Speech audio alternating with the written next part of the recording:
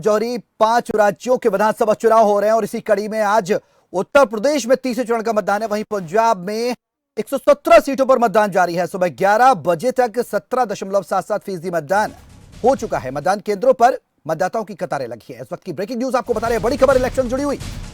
सुबह 11 बजे तक 17.77%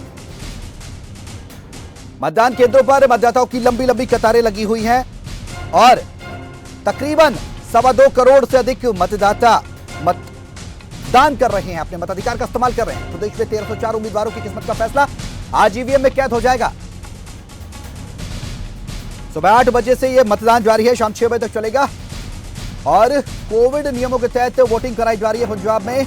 और इस बार पंजाब में मुकाबला त्रिकोणीय है।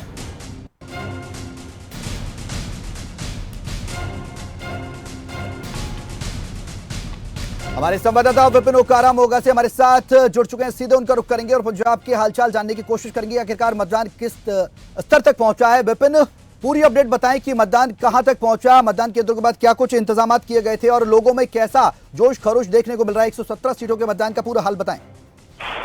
जी सौरभ, मैं बताना चाहूंगा कि पंजाब की 117 सीटों पे आज जो चुनाव हो रहा है, मतदाताओं में अगर देखा जाए तो बहुत ही भारी उत्साह है। अगर मैं मोगा जिला की बात करूं तो मोगा जिला में जो 4 विधानसभा है, जिनमें मोगा, निहाल सिंहवाला, बागापुराना और धर्मकोट 4 विधानसभाएं हैं और यहाँ पर जो सबसे हॉट सीट मानी जाती है वो मोगा की मानी जाती है, क्योंकि यहाँ पर बॉलीवुड स्टार सोनू सूद की बहन जो है कांग्रेस की तरफ से चुनाव लड़ रही है। और जिस मैं बूथ पे खड़ा हूँ, यहाँ पर भी कुछ देर पहले मालविका सूद ने वोटिंग की है और अभी सोनू सूद भी कुछ ही देर बाद यहाँ पर वोटिंग करने के लिए पहुंच रहे हैं। लेकिन अगर मैं तस्वीरें दिखाऊं मतदाताओं की तो लोगों में इतना जोश है कि सुबह 8 बजे ही जो है यहाँ पर वोटिंग होनी शुरू हो गई थी। और अगर मैं मोगा जिला की बात करूं तो मोगा जिला में अभी तक जो है 30% वोटिंग हो चुकी है। ज्यादातर मतदाता उत्साह से वोट देने के लिए आ रहे हैं, क्योंकि इस बार जो है चुनाव कुछ अलग ढंग का हो रहा है। बहुत से लोग जो है बदलाव चाहते हैं और जो लोग चाहते हैं कि हमें 3 मुद्दे चाहिए। पंजाब में अगर इस समय बात की जाए तो 3 मुद्दे हैं। अगर हम बात करें 2017 की तो 2017 में कांग्रेस ने उस समय 2 मुद्दों पर चुनाव लड़ा था। पहला मुद्दा था नशा और दूसरा मुद्दा था बेअदबी। लेकिन इस बार जो है 3 मुद्दे आ रहे हैं, क्योंकि पहला मुद्दा है युवाओं को रोजगार, पंजाब में बड़ी बड़ी फैक्ट्री चाहिए। दूसरा मुद्दा लोग ले रहे हैं एजुकेशन का, अच्छे कॉलेज चाहिए। और तीसरा मुद्दा है सेहत सहूलतों का। इन लोगों को लेकर लोग जो आज वोटिंग कर रहे हैं, मेरे साथ कुछ वोटर्स भी हैं, बात करते हैं इनसे। क्या कह रहा, मैम आप फर्स्ट टाइम वोट डाल रहे हो या सेकंड टाइम, तो कैसा लग रहा है आज आपको? जी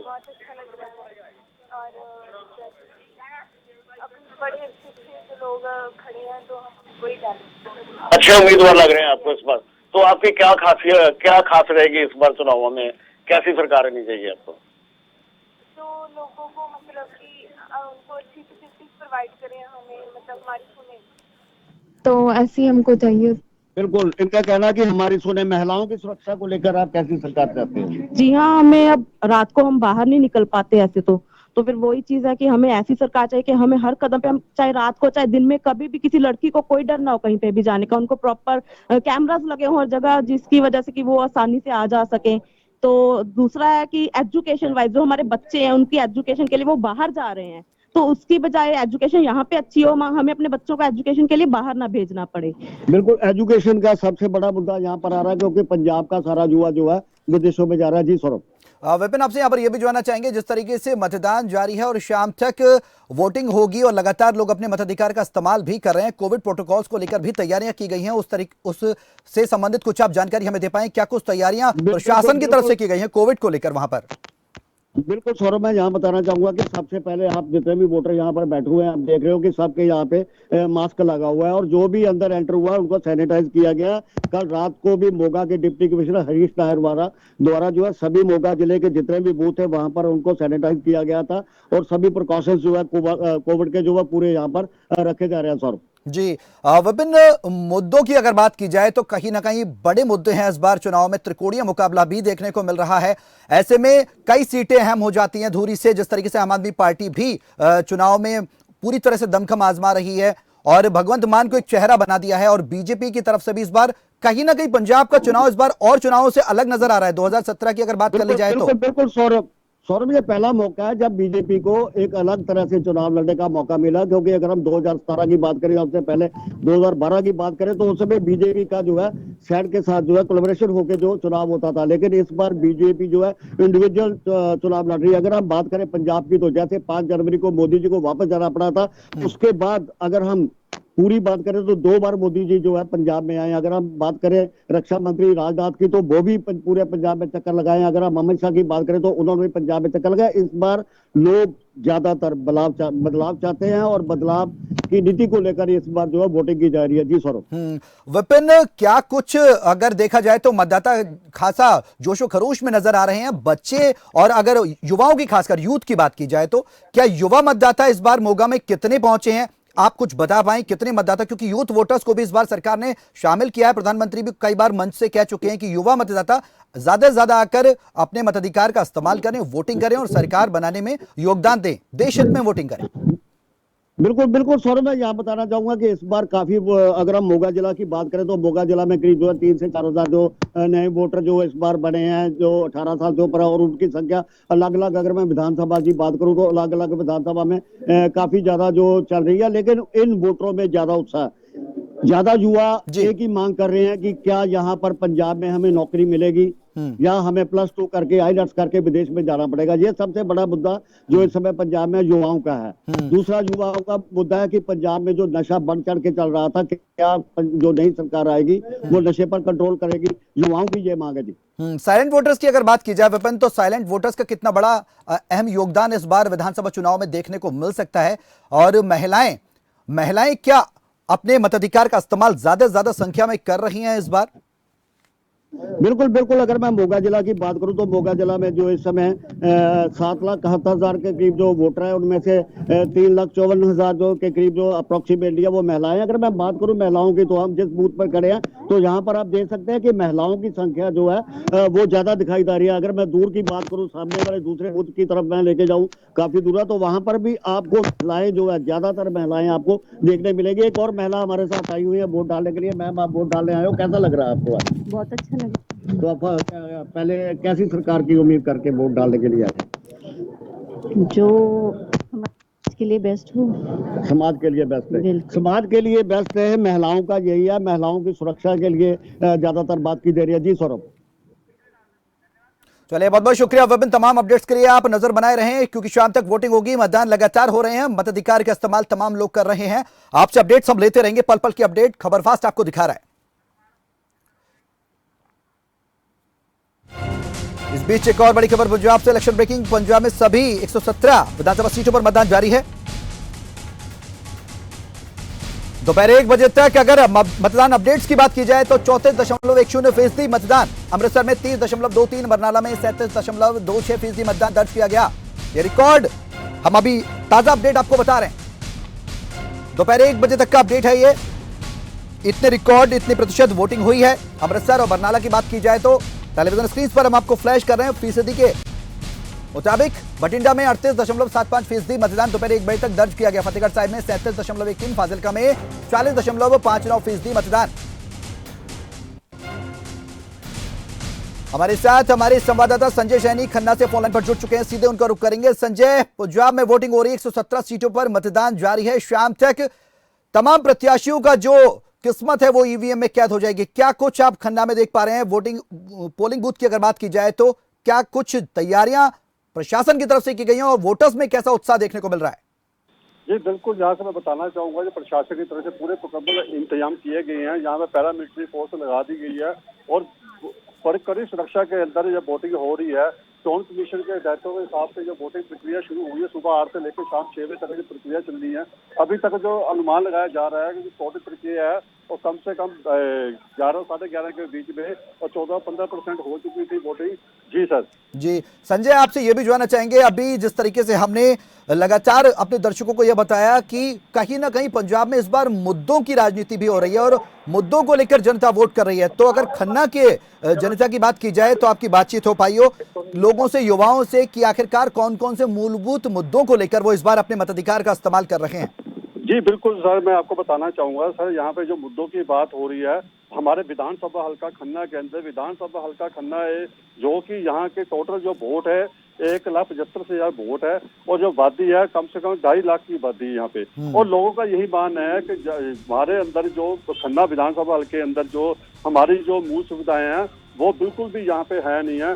खन्ना में पहले तो एक दो लोगों की ये डिमांड रखी हुई है कि हमारे यहाँ पे एक तो पहले मेडिकल कॉलेज होना चाहिए, स्टार्टिंग में जो एक स्कूल या कोई सरकारी स्कूल भी कोई होना चाहिए, वो सरकारी स्कूल भी नहीं है कोई बड़े ऐसे खन्ना स्कूल में। और सर एक बार आपको बड़ी बताने जा रहा हूँ अभी एक अभी एक वो खन्ना के स्कूल के अंदर एक 80 साल बुजुर्ग की बोटिंग पूल करने के बाद वो हार्ट अटैक से उसकी डेथ हो गई है। उसने वो रिटायर्ड टीचर है जिसकी डेथ हुई है, 80 साल के बुजुर्ग था। उसने अपनी वोट जैसे ही डाली उसके बाद एकदम उसको वहां पे पोलिंग बूथ से बाहर आया तो वोट डालने के बाद वहां पे उसके एकदम वहां पे चक्कर है वो गिर गया। उसको तुरंत उठाकर नीरी की वहां के हॉस्पिटल में ले जाकर जहाँ पे उसको ब्रो डॉक्टर की तरफ से बताया। ठीक है संजय आपके पास लौटेंगे। फिलहाल बहुत बहुत शुक्रिया तमाम अपडेट्स के लिए। आप नजर बनाए रहे हैं। दोपहर 1 बजे तक जो वोटिंग प्रतिशत है वो 30% से ज्यादा हो गया है। अमृतसर बरनाला में हम अपने टेलीविजन स्क्रीन पर आपको दिखा रहे हैं, देख सकते हैं वोट परसेंटेज अब तक का अपडेट।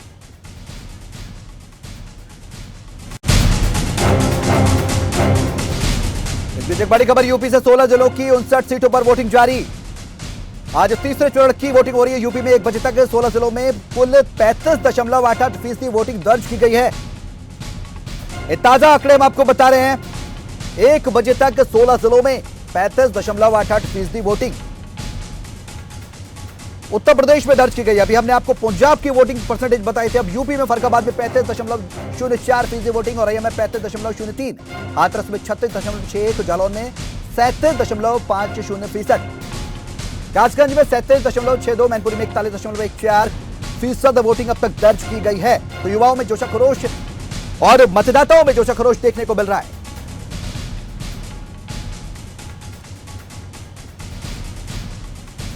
हमारे साथ हमारे संवाददाता विशाल मिश्रा कानपुर देहात से जुड़ चुके हैं, सीधे उनका रुख करेंगे। विशाल, यूपी में लगातार वोटिंग परसेंटेज बढ़ रहा है। हाथरस जालौन की बात की जाए तो और कासगंज और मैनपुरी की बात की जाए तो आप क्या कुछ आपके क्षेत्र में अपडेट है, पूरी जानकारी तफसील से बताएं। जी बिल्कुल बता दूं सौरभ जी, यहाँ विधानसभा का तीसरा चरण जो है वो चल रहा है। कानपुर देहात में अपने सहयोगी कहेंगे यहाँ का नजारा दिखाएं। मतदाता जो है वो लगातार अपने घरों से निकलकर मतदान कर रहे हैं। वहीं आपको बता दें कि 11 बजे तक की जो पोलिंग जो मतगणना दिखाई जा रही थी वो 19.81% था, लेकिन 11 बजे के बाद जो 1 बजे के मतदाता जो परिणाम आए हैं वह आपको बता दें कि 35% लगभग मतदान हो चुके हैं। जी सौरभ जी, आपसे ये भी जानना चाहेंगे विशाल कि किन मुद्दों को लेकर इस बार वोटर्स अपने मताधिकार का इस्तेमाल कर रहे हैं, क्योंकि यूपी में कहीं ना कहीं समाजवादी पार्टी और बीजेपी के बीच में कांटे की टक्कर देखी जा रही है।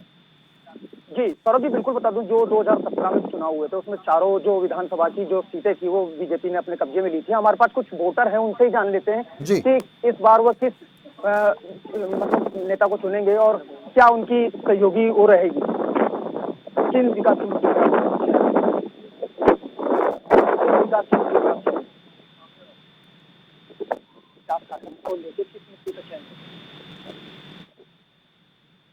जी सौरभ जी, विकास कार्यों को लेकर यहाँ के जो मतदाता हैं वह अपने नेता का चुनाव करें। बिल्कुल, साइलेंट वोटर्स की अगर बात की जाए तो आपसे जानना चाहेंगे विशाल कि अगर महिलाओं और युवाओं की यूथ की बात की जाए तो इस बार क्या कानपुर देहात में यूथ अपने मताधिकार का इस्तेमाल कर रहे हैं, और अगर कर रहे हैं तो क्या बढ़ चढ़कर उनमें जोश देखा जा रहा है? क्या तस्वीरें आप दिखा पाए, क्या यूथ और महिलाएं आई हैं? जी बिल्कुल बता दूं सौरभ जी, बिल्कुल आप देख सकते हैं अपने सहयोगी कहेंगे महिलाएं भी अपने घरों से निकलकर यहाँ अपने मत का प्रयोग करने के लिए आए हैं। अगर बात की जाए नवयुवक जो हैं, नवयुवक भी काफी मात्रा में सुबह से लेकर अभी तक अपने मत का प्रयोग कर चुके हैं और लगातार अपने घरों से निकलकर मत का प्रयोग करने आ रहे हैं। चलिए आपके पास आएंगे विशाल। इस बीच हमारे साथ उदय नारायण कुशवाहा झांसी से भी जुड़ गए हैं, सीधे उनका रुख करेंगे और आखिरकार जानना चाहेंगे कि झांसी में क्या कुछ मतदान हो रहा है, किस तरीके से वोटिंग हो रही है, कौन कौन किस तरीके से अपने मतदाता अपने मताधिकार का इस्तेमाल कर रहे हैं। उदय, झांसी में क्या कुछ तस्वीरें हैं, मतदाता किस तरीके से अपने मताधिकार का इस्तेमाल कर रहे हैं, साथ ही आप ये भी बताएं कि पोलिंग बूथ पर क्या कुछ तैयारियां देख पा रहे हैं प्रशासन की तरफ से। आपको बता दें झांसी में जो है सुबह 7 बजे से पोलिंग शुरू हो गई है और अभी प्रशासन की सुरक्षा की बात की जाए तो झांसी के प्रशासन ने सुरक्षा के कड़े इंतजाम किए हैं, पूर्ण रूप से सुरक्षा की जा रही है।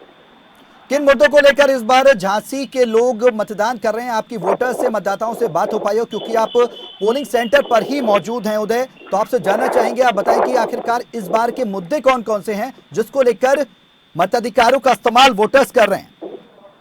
क्योंकि झांसी में जो है, बुंदेलखंड में पूरा है, पेयजल की बड़ी समस्या बनी हुई है और इस बार पेयजल को लेके भी वोटर जो है ध्यान में रखते। उदय, आपसे संपर्क नहीं हो पा रहा है। विशाल के पास हम जाएंगे, आपके पास फिर लौटेंगे। उदय, कुछ तकनीकी खामियों की वजह से आपसे संपर्क हमारा कट चुका है। विशाल, कानपुर देहात की अगर बात की जाए तो कानपुर की अगर बात की जाए तो कांग्रेस का एक पुराना गढ़ भी रहा है। अब कांग्रेस की जो हालत है वो कहीं ना कहीं उत्तर प्रदेश में ढीली नजर आ रही है। सीधी टक्कर कहीं ना कहीं अगर देखा जाए तो समाजवादी पार्टी और बीजेपी में है। तो क्या कांग्रेस की बात की जाए तो कानपुर को फिर से साधने में कामयाब होगी कांग्रेस, या फिर एक बार फिर से समाजवादी पार्टी और बीजेपी का पलड़ा भारी रहेगा? क्योंकि अगर 1985 तक के, अगर 1982 से लेकर 1985 अगर बैक में अगर हम जाएंगे तो कांग्रेस का अच्छा खासा दमखम यहां पर रहा था। और जी बिल्कुल बता दूं, जिस तरीके से कानपुर देहात जो है वो 4 विधानसभाओं में है, भोगनीपुर विधानसभा, अकबरपुर रनिया विधानसभा, रसूलाबाद विधानसभा और सिकंदरा विधानसभा। लगातार आपको बता दें, अगर बात की जाए चारों विधानसभा की तो सिर्फ बीजेपी और समाजवादी पार्टी की ही टक्कर देखने को मिल रही है। जी सौरभ। और अगर मतदाताओं की बात की जाए विशाल, तो मतदाताओं का क्या रुख नजर आ रहा है? खासकर मुद्दों की अगर बात की जाए तो स्थानीय नेताओं की अगर बात की जाए तो क्या वो भी प्रचार में शामिल हैं प्रशासन की तरफ से? क्योंकि कई बार हमने दूसरे चरण के मतदान में ये देखा था विशाल कि कई बार राजनीतिक नेता भी कई वोट की अपील करते हुए नजर आए थे। तो क्या इस बार राजनेताओं ने भी अपने मताधिकार का इस्तेमाल किया है तीसरे चरण में क्षेत्रीय? जी बिल्कुल बता दूं सौरभ जी, जिस तरीके से ग्रामीण क्षेत्र है, कानपुर देहात जो है ग्रामीण क्षेत्र है, यहाँ सिर्फ नाली खरंजा और रोडों की बात की जाती है। पेयजल की समस्या भी लगातार यहाँ बनी रहती है। आपने कहा कि यहाँ के जो नेता हैं, यहाँ से सिकंदरा से अजीत पाल हैं जो कि विधायक भी रहे हैं और केंद्रीय राज्य मंत्री भी हैं। यहाँ से जो विधायक हैं और राज्य मंत्री हैं, उन्होंने अपने मत का प्रयोग किया है। जी सौरभ। चलिए, बहुत बहुत शुक्रिया विशाल तमाम अपडेट्स के लिए। आपसे अपडेट्स लेते रहेंगे, आप नजर बनाए रहें पोलिंग सेंटर पर। हमारे संवाददाता, खबरफास्ट के संवाददाता विशाल मिश्रा कानपुर देहात से पल पल की अपडेट देते हुए फिर उनके पास जाएंगे, अपडेट लेंगे, क्योंकि शाम तक ये मतदान होगा। अब रुक करेंगे अपने संवाददाता उदय नारायण कुशवाहा का झांसी से, और झांसी में हाल जानने की कोशिश करेंगे कि आखिरकार मतदाताओं में किस तरीके से जोश देखा जा रहा है। उदय जी, इस बार जो है विधानसभा चुनाव को लेकर मतदाता बहुत ही उत्सुक नजर आ रहे हैं और घरों से निकलकर जो महिलाएं हैं वो लगातार मतदान कर रही हैं और इस मतदान में युवा भी बढ़ चढ़कर हिस्सा ले रहे हैं।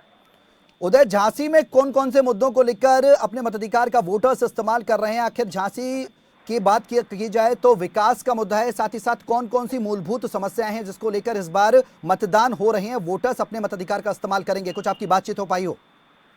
जी तो अभी झांसी में समस्या की बात की जाए तो पेयजल की समस्या सबसे बड़ी समस्या है। झांसी की जनपद की 4 विधानसभाओं में पेयजल की समस्या बनी हुई है, जिसको लेकर मतदाता देखते हुए मतदान कर रहे हैं। उदय, आपसे ये भी जानना चाहेंगे, झांसी में पोलिंग सेंटर्स पर आप मौजूद हैं, तस्वीरें आप दिखा पाएं कि आखिरकार अभी मताधिकार का इस्तेमाल लोग कर रहे हैं? कुछ तस्वीरें आप हम अपने दर्शकों को दिखा पाएं खबरफास्ट के माध्यम से? जी सर, आप पीछे देख सकते हैं किस तरीके से मतदाता आ रहे हैं, जो लगातार मतदान के लिए सुबह से लगे हुए हैं। सुबह 7 बजे से मतदान घर पर प्रारंभ हो गया था, उसके बाद जो है सुचारू रूप से चल रहा है। ठीक है, चलिए, बहुत बहुत शुक्रिया उदय, आप नजर बनाए रहें, आपसे अपडेट पल पल के लेते रहेंगे। खबरफास्ट संवाददाता उदय नारायण कुशवाहा झांसी से हमें तमाम अपडेट्स देते हुए। फिलहाल रुकेंगे छोटे से ब्रेक के लिए, जल्द लौटेंगे।